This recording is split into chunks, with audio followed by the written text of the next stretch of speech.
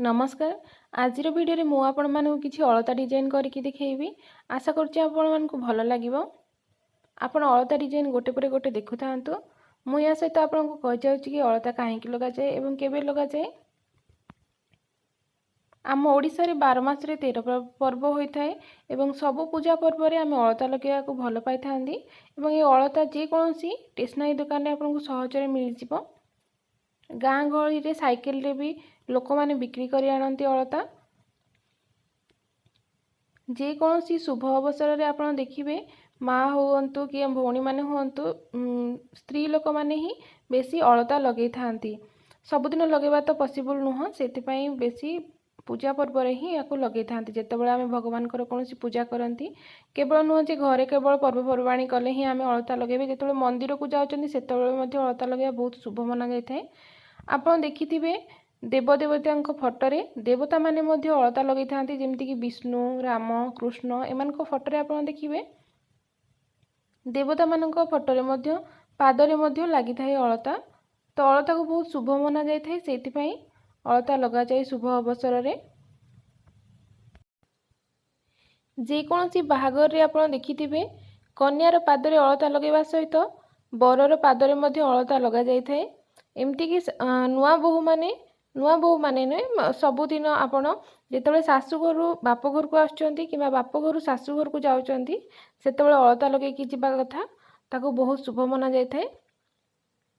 एवं जेतेबेले आपण घरे अलता लगे को बाहरुचंती घरे जे भी बड़ अछंती जेमति कि खुड़ी माँ जेजेमा आपण प्रथमे तांकु लगे दिबे, तापर जाय कि निज पादरे लगेबे। जदि घरे एमती नुह कि केवल बयस रे बड़ होइतले तांकु लगेबे, जदि छोट ननंद अछंती आपण गोटू बयस रे सान ताल तांकु भी लगे देबे, तापर निज पादरे लगेबे। केबे भी निज पादरे आग लगेबेनी।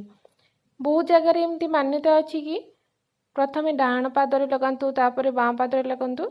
ये सब जिनस तो मु जानिनी ठीक से, आपण माने जदि जानिचंती कमेंट बॉक्स रे निश्चिंत भाव में जणेबे। आ मु आज एठी आपनको 5टी डिजाइन शेयर करिछि।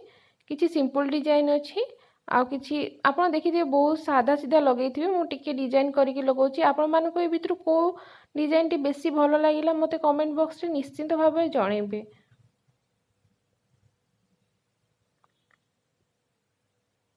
छोट पिलांको पादरे मध्य आपण लगे पारिबे। आपण जदि एमती डिजाइन करके लगेबे ताले आपनको पादटी सुंदर लागिबो देखिया पई एवं आपनको बारंबार लगेबा को भल लागिबो। जेमति कि लक्ष्मी को पूजा रे एबे आसुची मार्गशीर मास, तो मार्गशीर मास रे लक्ष्मी जो माणवसा गुरुवार हुए आप लगे पारे। लक्ष्मी पूजा रे बेसी अलता लगा जाए, बाकी जेकोसी पूजा तो आप लगेले चलिबो। छोट पिला मानकु अलता लगे देले भी से माने बहुत खुशी हो जाती। तो ये किसी सिंपल डिजाइन भी अच्छी। आप चाहिए आप घरे जदि कि छोट झील अच्छा 5 वर्ष भितर कि टिके बड़ ता पादरे मध्य लगे पारिबे। जदि हाथ में लगिज बोली डर रोचे हाथ रू छाड़बनी बोली अलता, ताले आप गोटे काठी नहीं कि से टिके तुला को गोड़े की से लगातु, ताले अलता आप हाथ में आंगुठी लगिकी रही। आ छोट छोट डिजाइन करने गोटे छोट काठी नि मुझे गोटे डियासिल काठी छोट छोट डिजाइन माने टी सरू डिजाइन आने गोटे डियासिल काठी यूज करी। तो ये देखो आ गोटे सिंपल डिजाइन यहपरी भाव में आउ 2टी डिजाइन आग को अच्छी। तो आप वीडियो को शेष पर्यंत देखिए बिल्कुल भी भूलंतुनी। आ मते वीडियो देख सारा पर कमेंट रे निश्चिंत भाव में जनइबे जे क्यों डिजाइन टी आपको बेसी भल लगिला।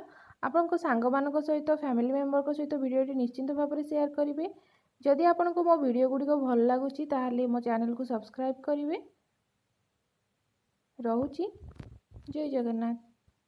आपण वीडियो को शेष पर्यंत निश्चिंत देखंतु।